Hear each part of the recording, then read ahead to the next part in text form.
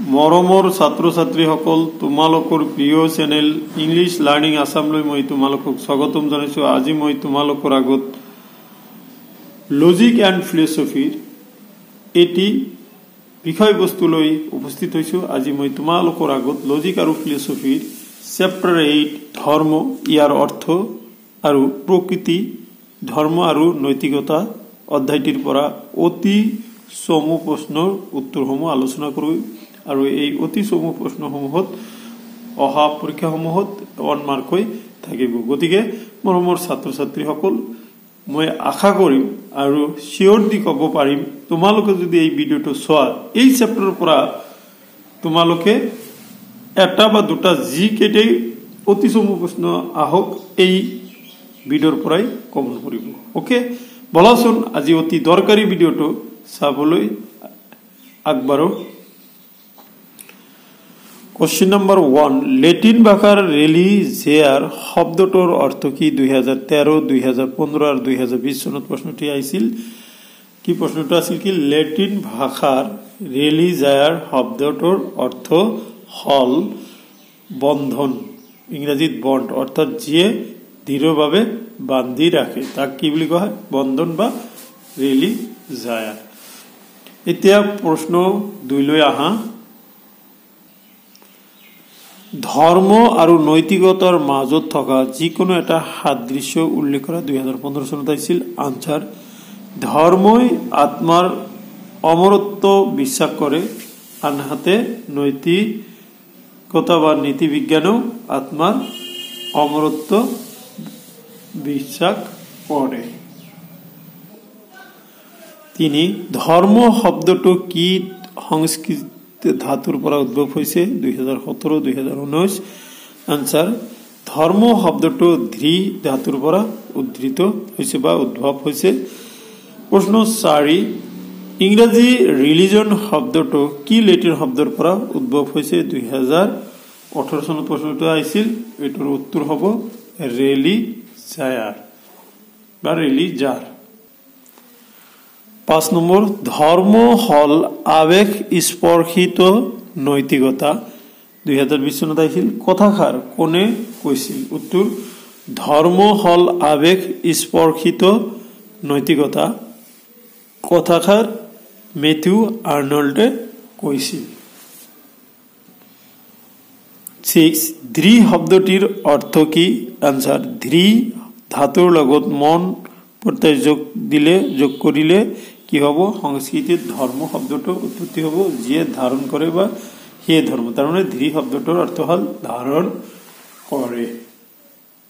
মই এইখিনিতে তোমালোকক ক'ব বিচাৰিছো যে তোমালোকৰ প্ৰিয় চেনেল ইংলিছ লাৰ্নিং আসামে তোমালোকৰ আগত উচ্চতৰ মাধ্যমিক দ্বিতীয় বৰ্ষৰ 8টা বিষয়ৰ ভিডিঅ' আগবঢ়াইছে।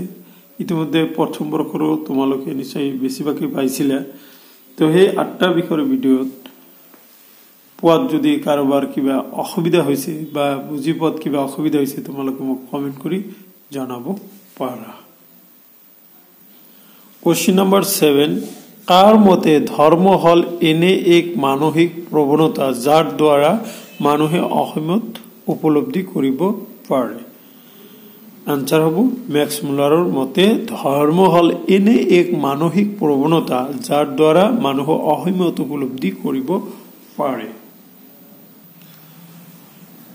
এতিয়া 8 নম্বৰ প্ৰশ্নলৈ আহা। কোনে কৈছিল নৈতিক কৰ্তব্য আৰু দায়িত্বই ঈশ্বৰৰ ধাৰণাৰ জন্ম দিয়ে? উত্তৰ: কাণ্টে। কাণ্টে কৈছিল কি? যে নৈতিক কৰ্তব্য আৰু দায়িত্বই ঈশ্বৰৰ ধাৰণাৰ জন্ম দিয়ে। প্ৰশ্ন নম্বৰ 9, চিন্তা আৰু সত্তা পৰিশেষত অভিন্ন। কোনে কৈছিল? 2015 বেইনে কৈছিল। 14 নম্বৰলৈ আহা। তুমি বিশ্বাস কৰা নে যে এয়াই ধৰ্ম যিয়ে নৈতিকতা গঢ় দিয়ে? ইয়েছ, কৰো। কোশ্চিন 11, তুমি বিশ্বাস কৰা নে যে ধৰ্ম হল নিজেই সমাপ্তি? হয়, কৰো। এতিয়া 12 নম্বৰ প্ৰশ্নলৈ আহা। 12 নম্বৰ প্ৰশ্নলৈ আহা।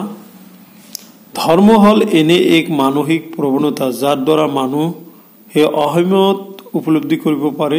এই উক্তিটোৰ সৈতে সম্পৰ্কিত দাৰ্শনিকগৰাকীৰ নাম কি? উত্তৰ হ'ব হেগেল। দাৰ্শনিক হেগেল হ'ব উত্তৰ। 13 নম্বৰলৈ আহা। ধৰ্মৰ ন্যূনতম সংজ্ঞা হ'ল আধ্যাত্মিক সত্তাত বিশ্বাসী। এই উক্তিটোৰ সৈতে সম্পৰ্কিত দাৰ্শনিকগৰাকীৰ নাম কি? উত্তৰ E.B. টাইলাৰ। 14 নম্বৰ প্ৰশ্নলৈ আহা।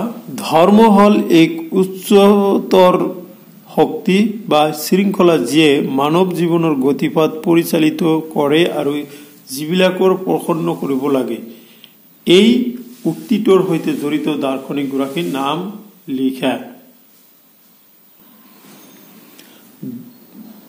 15 ধৰ্ম হ'ল অহিমৰ এক উষ্ম আন্তৰিক নিকটৱৰ্তী অনুভৱ, ঈশ্বৰৰ ওপৰত একান্ত নিৰ্ভৰতা বোধ। এই উক্তিটোৰ সৈতে জড়িত দাৰ্শনিকগৰাকীৰ নাম কি? উত্তৰ হ'ব দাৰ্শনিক চেলেয়াৰমেন।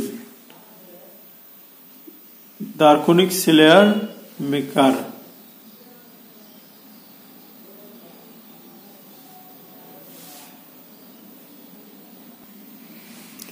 16 নম্বৰ ধৰ্ম হ'ল এক নিয়ত অস্তিত্বশীল ঈশ্বৰত বিশ্বাস। সেয়া হ'ল এক স্বৰ্গীয় মন আৰু ইচ্ছা বিশ্বব্ৰহ্মাণ্ডক শাসন কৰি আছে আৰু মানৱ জাতিৰ সৈতে নৈতিক সম্পৰ্ক ৰক্ষা কৰি আছে। এই উক্তিটোৰ সৈতে জড়িত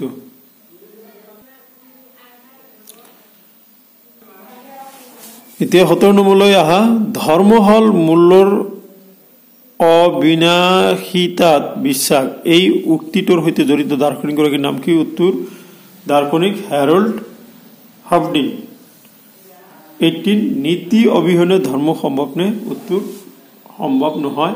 সো এইখিনি আছিলে আজিৰ এই ভিডিঅ'ৰ বিষয়বস্তু। থেংক ইউ ফৰ ৱাচিং।